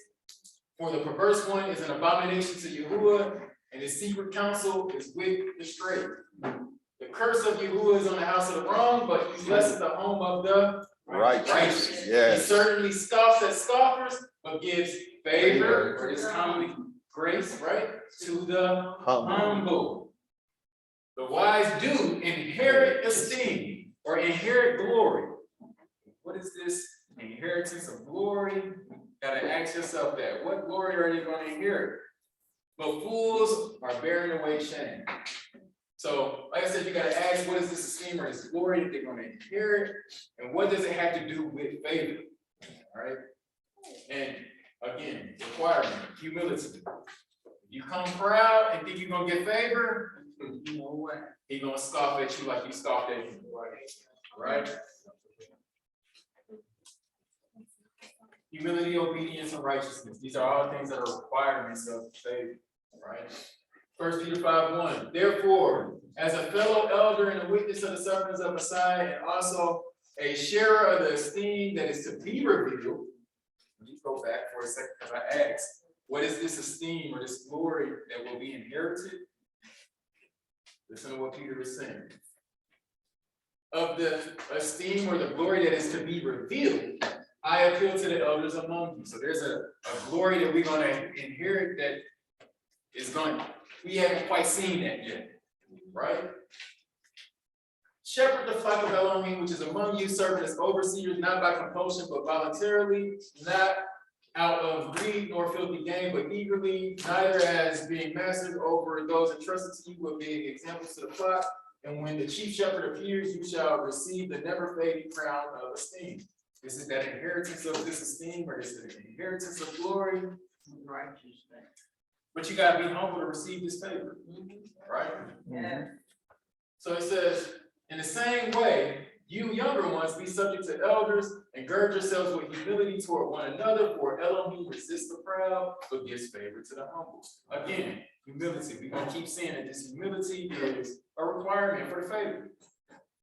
Humble yourselves then under the mighty hand of Elohim, so that he exalts you in due time, casting all your worry upon him, for he is concerned about you. Be sober, watch, because your adversary, the devil, lurks about like a roaring lion, seeking someone to devour. Resist him, firm in the belief, knowing that the same hardships are experienced by your brotherhood in the world. Yes. So, something about this favor, but then there's hardships, and favor, hardships. We're gonna start seeing how this stuff is gonna work. Like, we're gonna see how it's gonna work. I don't wanna get ahead of myself. So it says, Elohim of all favor, who caused you to be his everlasting esteem by this, called you to his everlasting esteem, his everlasting glory, right? Something that is to come, the life to come, right? By Messiah Yahushua, after you have suffered a while. Yep. Something about receiving this glory, this esteem, this favor, this suffering. Himself perfect, established, strengthened, and settled. To him be the esteem and the might forever and ever. Amen. Ooh, that was scripture's last name. Oh, wow. That's the part three. Yes, sir. Requirements for favor. James chapter 4. So Oh. That's a no from last night. I wasn't there. You can't make it up. Where do fightings and strivings come from among you? Do they not come from your pleasures that battle in your members? You desire and do not have. You murder and are jealous and are unable to obtain. You strive and fight and you do not possess because you do not ask. Remember we said something about this favor earlier today about petition. It's by petition, it's by supplication. Something about this favor. But in this case, they do what? They don't ask. And then they mad that they're not receiving favor, but you're not in right standing. You ask and do not receive because you ask evilly in order to spend it on your own pleasures. Adulterers and adulteresses, do you not know that the friendship with the world is enmity with Elohim? If you're talking about this grace and this favor, you think you're going to be at enmity with Elohim and you're going to get it? No. It don't work. It don't work. Right? So how this grace is used today is not even, it's not scriptural at all. Not at all. He says, whoever therefore intends to be a friend of the world makes himself an enemy of Elohim. Or do you think that the scripture speaks to no purpose? Does the spirit which dwells in us intensely crave unto envy? But he gives greater favor. Because of this, he says, Elohim resists the proud. This pride is what's keeping you into all of this happening. Right? But he gives favor to the humble. So then subject yourselves to Elohim. Resist the devil and he shall flee from you. Draw near to Elohim and he'll draw near to you. So that's that walking with Elohim, right? That's that walking with God. Cleanse your hands, sinners, and cleanse the hearts, you double-minded. Notice I got them two in different colors. Lament and mourn and weep. Let your laughter be turned to mourning and your joy to dejection. Humble yourselves in the sight of the master, and he shall lift you up. Yes. But those graces, those deities, it was all about following, fun, joy, do what you want to do. have a good time, right? But he's saying, nah, you want to tap into this favor? Humble yourself. Let your lament and mourn, weep. Let your laughter be turned to mourning. And then when you laugh, you'll laugh with purpose. Yes, right? sir. You'll get that joy that comes in the morning with him, right? Only he can give that through his favor. All right, so requirements for favor. Matthew chapter 5, verse 3. Blessed are the poor in spirit, because theirs is the kingdom of heaven. Blessed are those who mourn, because they shall be comforted. There's that mourning. Blessed are the meek, because they shall inherit the earth. Blessed are those who hunger and thirst for righteousness. Noah was what? Righteous. Okay. Because they will be filled. Blessed are the compassionate, because they shall obtain compassion, or the merciful, because they'll obtain mercy. Blessed are the clean in heart, because they shall do what? See Elohim. Now, back to that last one. Clean your hands, clean your heart. Right? This is what's going to tap you into that favor. Right? Ox says it all the time. I remember the first time I heard you say that, Brian, and it like really stuck with me. Like, clean hands, clean your heart. Like, it's a requirement with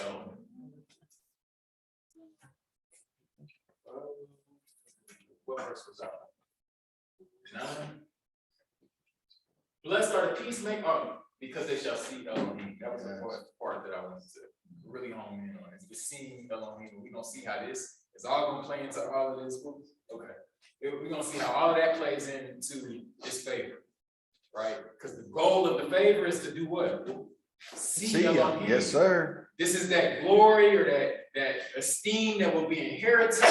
One day he's going to set his tabernacle amongst men and tabernacle with us. Yes. He'll be our Elohim. We'll be his people. This is what we want to be able to do without being destroyed, right? Because all he sees is the wickedness.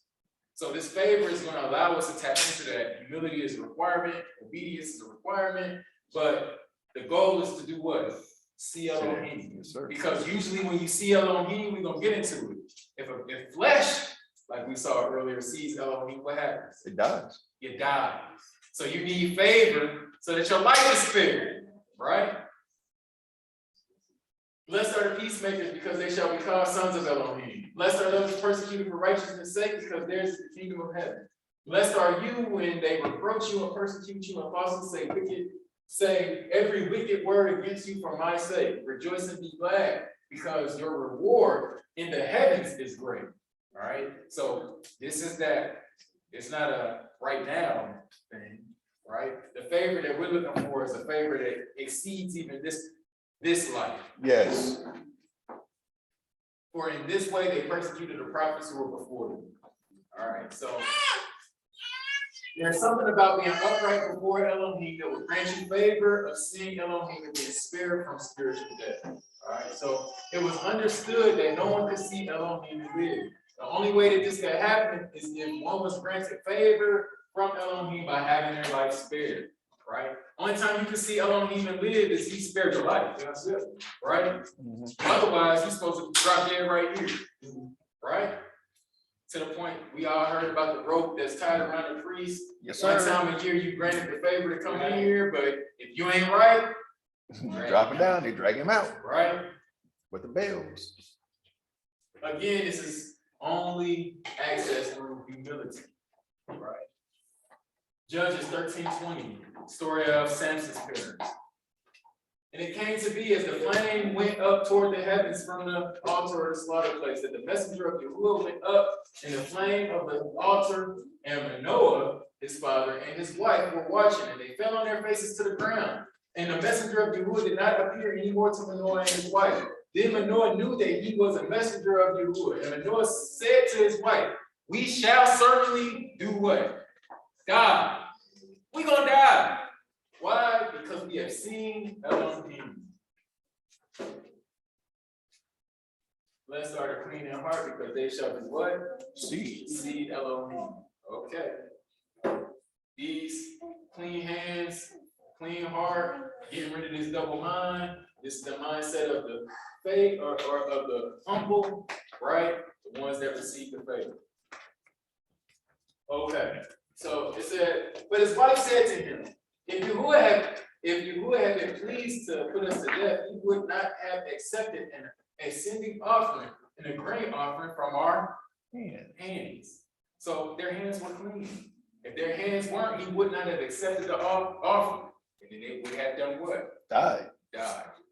Right? But because their hands are clean and their hearts are clean, they're able to receive favor. Nor would he have shown us all this, nor would he have let us hear the like of this. Now, this is something, what they said was really, really interesting, because we have all had the door of favor opened up to us, the fact that we even here, right? We could have been still out there, Yes. roaming and lost, walking dead, as Bishop says. But because of his favor, he spoke these things to us, let us hear his word. So now it's a requirement for us to remain and operate within that favor, if we want the result of that favor, which is our life being spared. Yes, sir. Right? So Luke 1:26, we're gonna see it again. And in the 6th month, the messenger Gabriel, or the angel Gabriel, was sent by Elohim to a city of Galilee named Nazareth, to a maiden engaged to a man whose name was Joseph, of the house of David. And the maiden's name was Mary or Miriam. And the messenger coming to her said, "Greetings, favored one. The master is with you. Blessed are you among women." But she was greatly disturbed at his word. Why is she so greatly disturbed? I'm seeing this, I'm about to die. And wondered what kind of greeting this was. And the messenger said to her, "Do not be afraid." Right? She's afraid. I'm seeing this. It must be what I've done. What's going to happen? Right? Miriam, for you have found what? Favor with Elohim. You don't got to be afraid. You can live. Because you got favor. Right? Your life is spared. So, But that's not a normal thing. If that would happen to us today, we'd be panicking. What? same alone. Same. I am undone. Yeah, Some of us, like Isaiah, right? yeah. Just fall out. The spirit got to come and lift you up. You just, well, I done seen all of this. It must be, I must be in transition. It's time for me to die. Right? I'm in the presence of this. Call my name. You have some people who say, oh, which the father would be and not this, but you sure? You may, and you like, you have to be careful, like, people are like, yeah, I want to see him face to face. You need to have that fear, right? That fear and that reverence that's due to him. Like they understood this back then. All of this, like, but again, this all comes from culture. You start taking this and you take it out of its context, bring it into this culture. It's like, well, yeah, I mean, that's cool. That's how we operate like that. Like respecting this culture is different from respecting another culture. Like the way honor your father and your mother over here in this land means something way different than it means over in Saudi Arabia. Saudi Arabia, they said, you said what? Like I've heard the stories. I'm short on time. Never mind. It's different. So Genesis 6:8, we just gonna look at it again. Noah found favor in the eyes of God.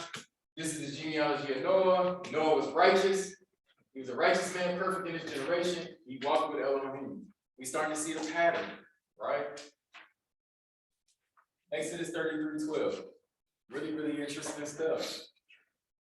Moses said to Yahuwah, "See, you are saying to me, bring up this people, which you have not made known to me, you would send with me. Though you have said, I know you by name." Walk with Elohim, be able to see Elohim. Or Moses is going to get to do some of this stuff. You'll see how it's all tied into faith. He says, though you have said, I know you by name, and you have also found favor in my eyes. So he's saying, you saying I got this favor, but I can't tell it. I don't know. Show me something. Give me proof, evidence that I got this favor. Okay, we're gonna see what the proof or the evidence of this favor is. And he said, he says, and now, please, if I have found favor in your eyes, so if I have favor, please show me your way and let me know you so that I find favor in your eyes. So if I have favor, show me you, let me know you so that I find favor. I thought you already had the favor. So if I have favor, you're going to open up this favor to me. Let me show I need to know you so I can walk in your ways so that later I can receive this favor. That's coming, right? The saving of my life. And the next, right? And consider that this nation is your people.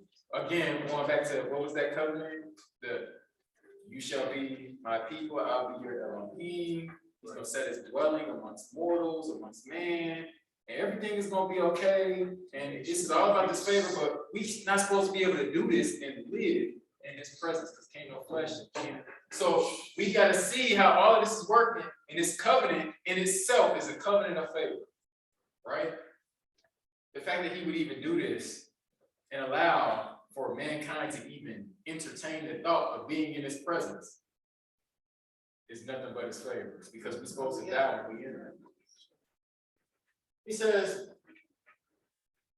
and he said, my presence does go, and I shall give you rest. That's that rest, that's that glory that we're going to, that inheritance of glory later.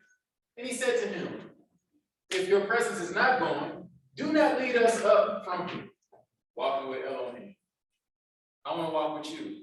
If you're not going to be with us, don't even send us. Right? For how then shall it be known that I have found favor in your eyes? Well, how am I going to know that I got this favor? I and your people, except you go with us. Then we shall be distinguished, I and your people, from all the people who are upon the face of the earth. So you got to ask yourself, how does this favor, what does this favor have to do with him being in your presence? The fact that the living Elohim is in their presence and they are still alive.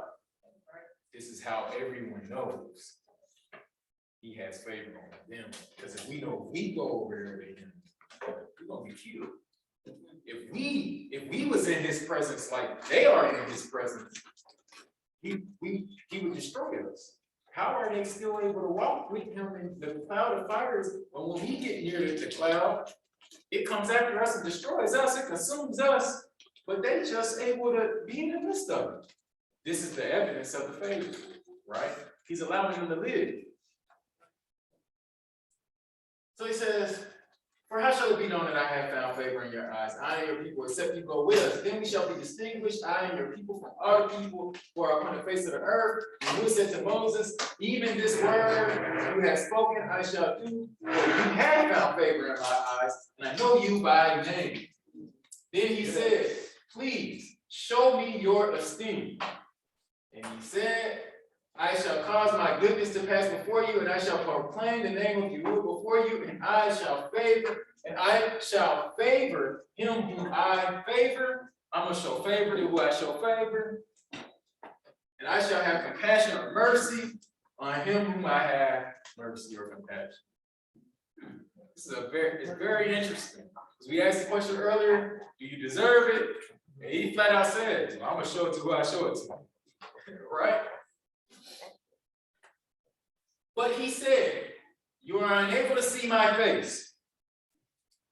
What have we've been talking about seeing the face of Elohim, seeing the face of Elohim, seeing the face of Elohim.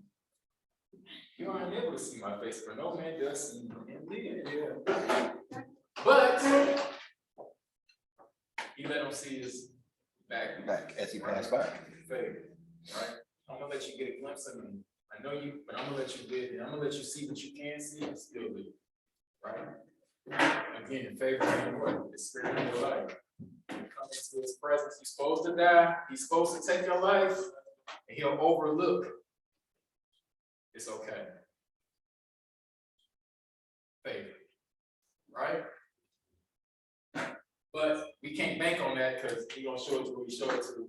And you can't go in thinking, talk about, I'm gonna give me some favor. I'm gonna get me some. You gonna give me some. No, it don't work that way. That's the crowd, right? We're gonna scoff at you. Very much. We're gonna scoff at you. And I'm gonna be highly favored. So notice here again, the favor is showing the spirit of his life. He is able to see the esteem of Yahuwah and not die. This is proof of Yah's favor. This is what Moses asked for. I need proof that I got favor. I'm gonna let you see me and you're gonna still live. That's proof of my favor. So, is there a difference between favor and mercy?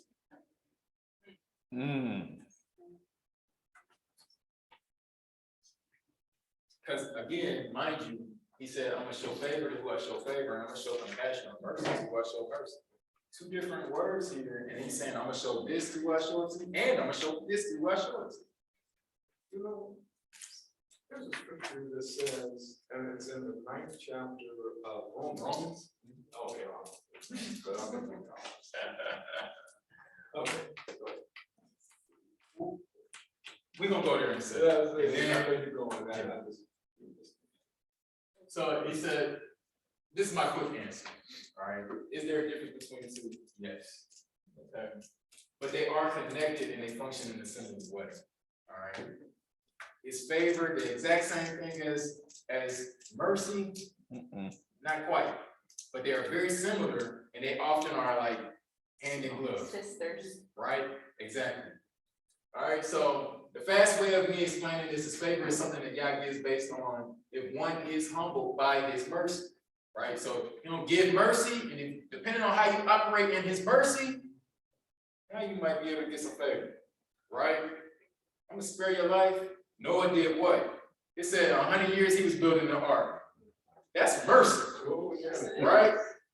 100 years preaching to the people, reasoning with the people. That's mercy.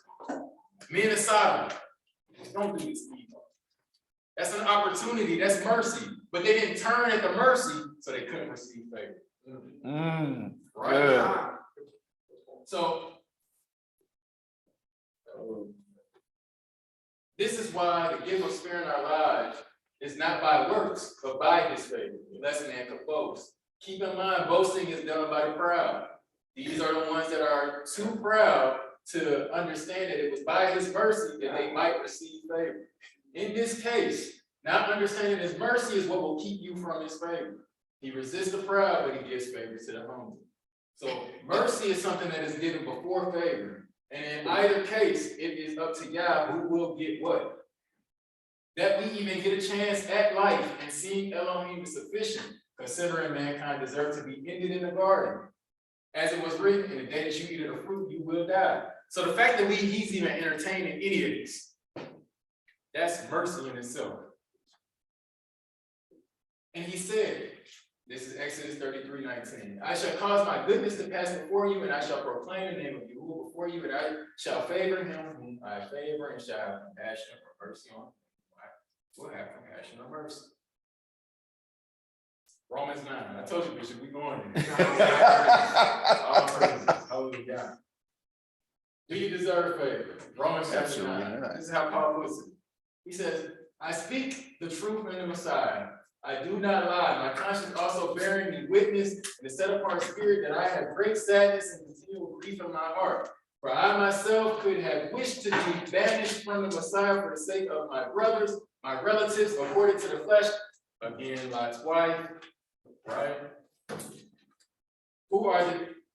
Moses said, blot me out of your book. No, the soul that sins, Jesse won't die, right? Paul saying the same thing. I'd have sacrificed my own. I'd have banished myself from him if I knew it would have saved you. But it don't work that way, right?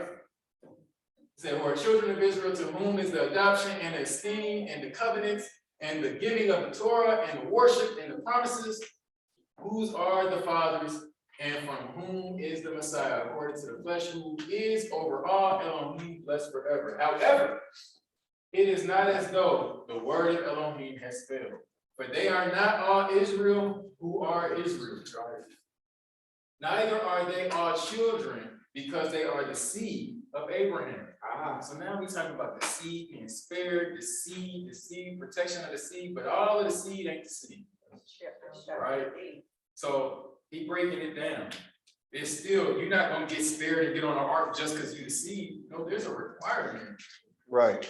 Of righteousness. Right. You need to operate in it. Of humility, you have to operate in obedience. Right. If you turn at that, you're going to be the other sons and daughters of Lot that got left in the city. And his wife as well. You can't, right? So not all of the seed is the seed. He says, but in Isaac your seed shall be called. That is, those who are the children of the flesh, these are not the children of Elohim, but the children of the promise, are reckoned as the seed. For this is the word of promise. At this time I shall come, and Sarah shall have a son. And not only so, but Rivkah having conceived by one, our father Isaac. Yet before they were born, or had any good or evil, in order that the purpose of Elohim, according to choice, might stand, not of works, but of him who calls, it was said to her, the greater shall serve the lesser. So, mind you, this was They were in the womb still, right? As it has been written, Jacob I have loved, and Esau I have hated. What then shall we say? Is there unrighteousness with Elohim? Let it not be. Was he unfair in this? If this is the case? The question is, right? Of all, right? It says, for he says to Moses, I shall favor whomever I favor, and I shall have compassion on whomever I have compassion. So then, it is not of him who is wishing, nor of him who is running, but of Elohim who shows favor. For the scripture says to Pharaoh, for this same purpose I have raised you up, to show my power in you, and that my name shall be declared in all the earth. So then, he favors whom he wishes, and he hardens whom he wishes. Then you shall say to me, why does he still find fault? So if this is the case, and I was just made messed up, and I was made not to serve him, why is he mad at me? It's his fault, right? It's the questions he's asking. But notice what he says. For who has resisted his counsel? But who are you, O man, to talk back to Elohim? Shall that which is formed say to him who formed it, why have you made me like this? It's a whole lot of people saying that today. Mm-hmm. Does not the potter have authority over the clay?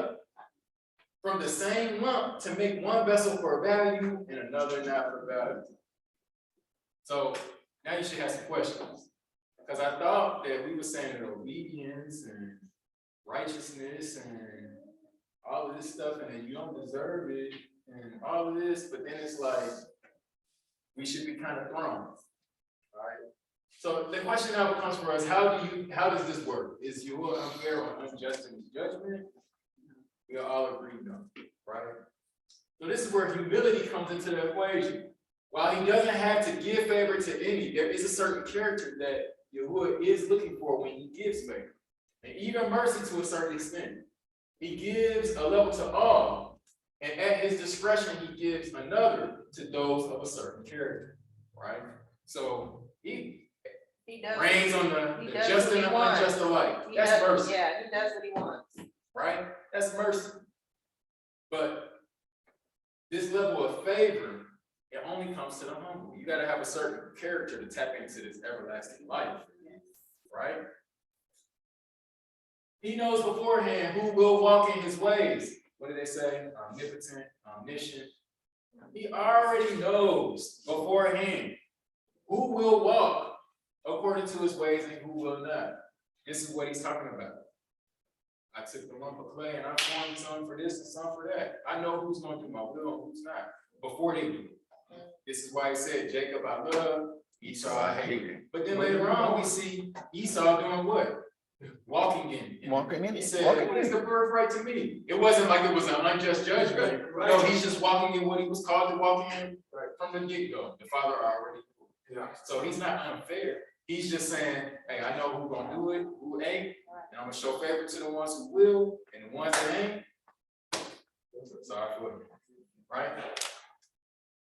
So we always have to remember that. Ephesians Chapter 2, it says that you were dead in trespasses and sins, in which you once walked according to the course of this world, according to the ruler of the authority of the air, of the spirit, that is now working in the sons of disobedience, among whom also we all once lived in the lust of our flesh, doing the desires of the flesh and of the mind, and were by nature children of wrath, as also the rest.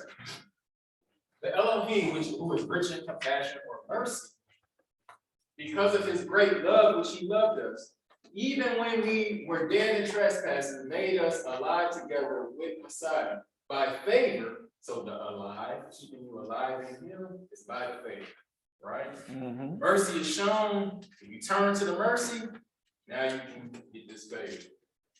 By favor, you have been saved, and raised us up together, and made us sit together in the heavenlies in Messiah Yahushua, in order to show in the coming ages the exceeding riches of his favor and kindness toward us in Messiah Yahushua. For by favor you have been saved through belief or faith, and that not of yourselves, it is the gift of Elohim. Can you deserve it? No. It is not. But once it's given to you, there are requirements. For we are his workmanship. Oh, I'm sorry. It is not by works so that no one should boast, right? He resists the proud. You're not gonna get favor if you think you can boast. For we are his workmanship, however, right? Created in Messiah who shall unto what? Good works. Good works, which Elohim prepared beforehand. So he knew us beforehand and he prepared some works beforehand. And if you want the favor, those two got to come into one accord, right? That we should walk in them. And remember, Noah walked with Elohim. Okay. Right in the home stretch.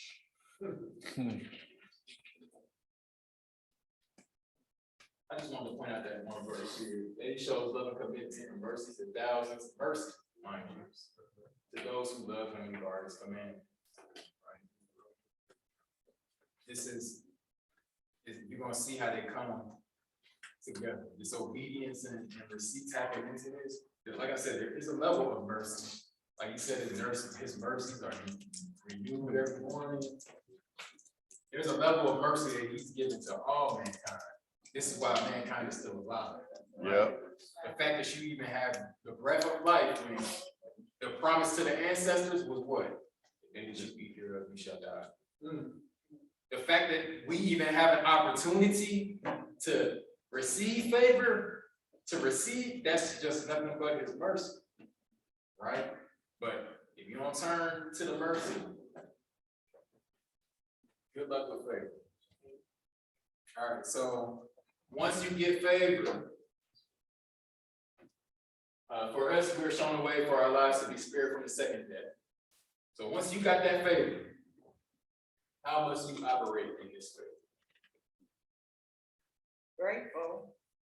Grateful, obedience, humility, all the things that we talked about earlier. You got to operate in this, right? Romans 6, what then shall we say? Shall we continue in sin to let favor increase? No. Let it not be. How shall we who died to sin live in it? Or do you not know that as many as were immersed into Messiah were immersed into his death? So there's a certain death that you are taking to have life eternally, right? So that your spirit man can be spared. There's a death of the flesh because that can't be inherited to kingdom anyway. Right. Right. There's a death of the flesh in order that the spirit can receive his favor. He says, we were therefore buried in him through immersion unto death, that the Messiah was raised from the dead by the esteem of the Father. So also we should walk in newness of life. Walk with Elohim. For if we have come to be grown together in the likeness of his death, we shall also be of his resurrection, knowing this, that our old man was impaled with him, so that the body of sin might be rendered powerless, to serve sin no longer. For he who has died has been made right from sin. And if we died with Messiah, we believe that we shall also live with him, knowing that Messiah, having been raised from the dead, dies no more, death no longer rules over him. For in that he died, again, this grace and this favor is for in that he died to sin once for all, but in that he lives to Elohim. So you also reckon yourselves to be dead indeed to sin, but alive to Elohim and Messiah, Yahushua our Master. Therefore, do not let sin reign in your mortal body to obey its desires. Neither present your members as instruments of unrighteousness to sin, or present yourselves to Elohim as a being alive from the dead, and your members as instruments of righteousness to Elohim. This is how we operate in this faith, right? Anything less than that, meaning,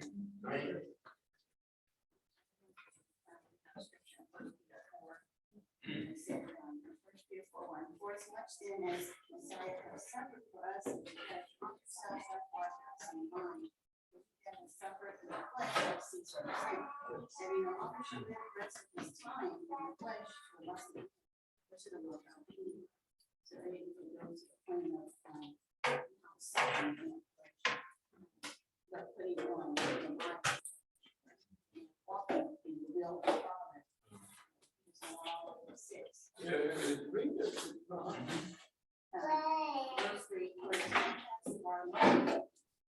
may suffice us to have walked the will. We walked in lasciviousness, lust, excessive wines, revelings, banquetings, and abominable idolatries. That reminded me of what you said earlier about previous wording of what that actually meant. So we don't walk with that mindset or that likeness of anything that is example of that. We walk in the likeness and what that looks like. They think it's strange that they were not with them to the same excessive rights. If the evil are in, they should give account to him, they're afraid to judge. Or this cause was the witness preached. Also stand out of bed. That they might be judged according to the faith of the flesh, but living according to the things. It's a good chapter. He Actually, like, I was all in second Peter because it goes. Oh, it's good. And like, I was gonna go to 4, and I was like, okay, no. Because it's disconnected, but. Yeah. So. I think you understand what Paul was saying in Romans 6. Here we go, 2 Peter 3. Like, you can't make it up. You can't make it up. So 2 Peter 3 says, this is now, beloved ones, the second letter I write unto you, in which I stir up your sincere mind to remember the words previously spoken by the set-apart prophets, and of the command of the Master and Savior spoken by your emissaries, knowing this first that mockers shall come in the last days, and not walking according to their own lust. You're not walking with Elohim, walking according to their own lust. Yes. And saying, where is the promise of his coming? For since the fathers fell asleep, all continues as from the beginning of creation.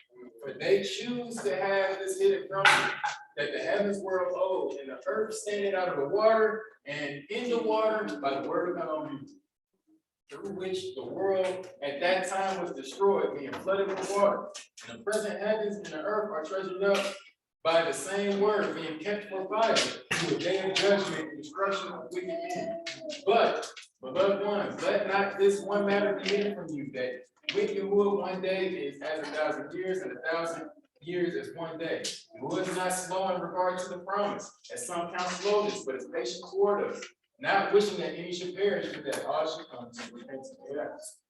So this don't abuse his mercy, right? It says, but the day of Yahuwah shall come as a thief in the night, in which the heavens shall pass away with great noise, and the elements shall melt with intense heat, and the earth and the works that are in it shall be burned up. Seeing all these are to be destroyed in this way, what kind of people ought you to be in set apart behavior and reverence? Very important question. So knowing that all this is coming, you're gonna need some favor in that day. How should you be acting? Right? Looking for and hastening the coming of the day of Elohim, through which the heavens shall be destroyed, being set on fire, and the elements melt with intense heat. But according to his promise, we wait for a renewed heavens and a renewed earth, in which righteousness dwells. So then, beloved ones, looking forward to this, do your utmost to be found by him in peace, spotless and blameless, and reckon the patience of our Master as deliverance. Right? His mercy, this patience that he reckon this as deliverance. As also our beloved brother AlonYahu wrote to you according to the wisdom given to him, as also in his letters speaking concerning these matters, in which we've been looking at, in which some are hard to understand. Now we see misunderstanding all the time, which those who are taught and unstable to their own destruction. So anybody telling you grace is license to sin. They twisting and untaught and twisting the word to their own destruction. As they do also with the other scriptures. You, then, beloved ones, being forewarned, watch, lest you fall from your own steadfastness, being led away with the illusion of lawlessness. But grow in the favor and knowledge of our Master and Savior, Yahushua Messiah, to whom we esteem both now and to the day that abides. Amen. So, yeah, we good. Like basically, all this was just this is the last slide, but all this was just saying it's gonna come a day, as it was in the days of Lot, and as it was in the days of Noah, and you want to get that faith. I just wanted to share a dream that Most High gave me last year real quick. I was in the dream that I could see the ark, as we have pictured it over the years. It was really big and huge, and I was seeing animals flocking towards it. And I saw myself in the dream. It was like one of those slinky ladders hanging on the side of the ark. And I was seeing myself climbing it up, getting onto the ark. And I made it over to the top, and there was a man standing there helping me over to make sure I got there safe, and I woke up. And I take that, just tying it in with the lesson that he was showing me favor in the dream, that I made it on the ark. That dream came out of nowhere. I wasn't talking about the ark or watching nothing about the ark, it just came. Yeah, so that was beautiful for me. Yeah, that's the lesson. I hope y'all got it.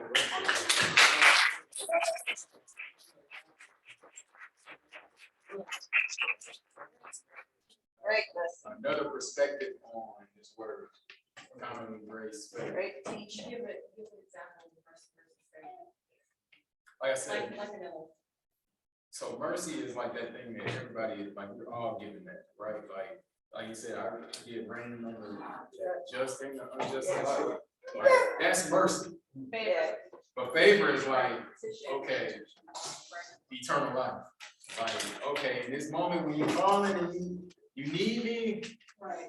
I got you. Here goes some favor, right? Like, if you get shown mercy and you like, I'm accounting as like nothing, and it's like, oh, you understood mercy as like slackness. Oh, so he let me get away with it, right? Like, it's a difference between the two. You got mercy in that he didn't destroy you, and he let you get away with it. But it was for the sake of you repenting and turning from that. Yeah. But if you don't turn from it and continue in it, you're never gonna get the favor. Like, the favor is, okay, I'm humble. Oh, yeah, my ways, they was not right before me. And you spared me in that. I identify that. Show me how to walk with you. Show me you so I don't continue down that path. That was an opportunity that you could have, but you showed me mercy. Yes, You could have taken me out, you showed me mercy. Now he's like, okay, I got some faith. Right? So, yeah. That's akin to like being in the mall and the shooter comes in and shoots everybody. And everybody died but you. Yeah. Thank you. That can be either mercy. It could be both. Yeah. If you're not with him, you know that's mercy. Mercy. Yes. Yeah. But if you're with him, that's still favor because he has to let folks know that I still got you. Excellent. It's a tornado that happened, but everything around us was destroyed except for our house. Look at that. Favor and mercy. Yeah. Yeah.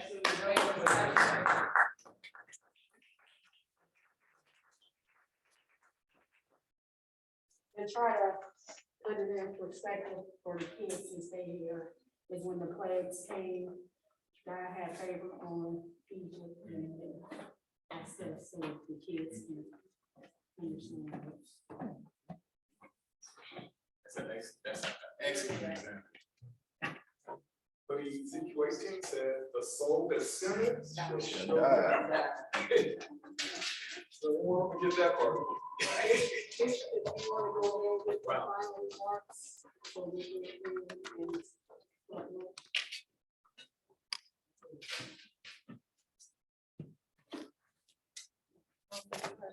Bishop, would you you go ahead with the final remarks.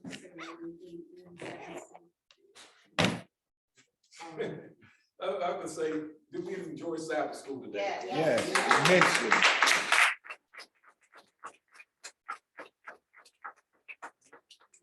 On the side of faith,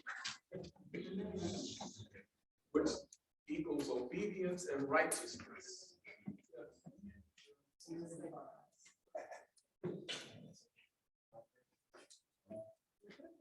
I appreciate y'all.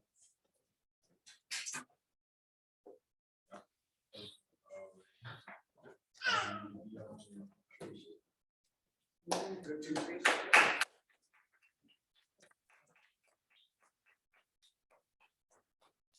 We should go through all the lesson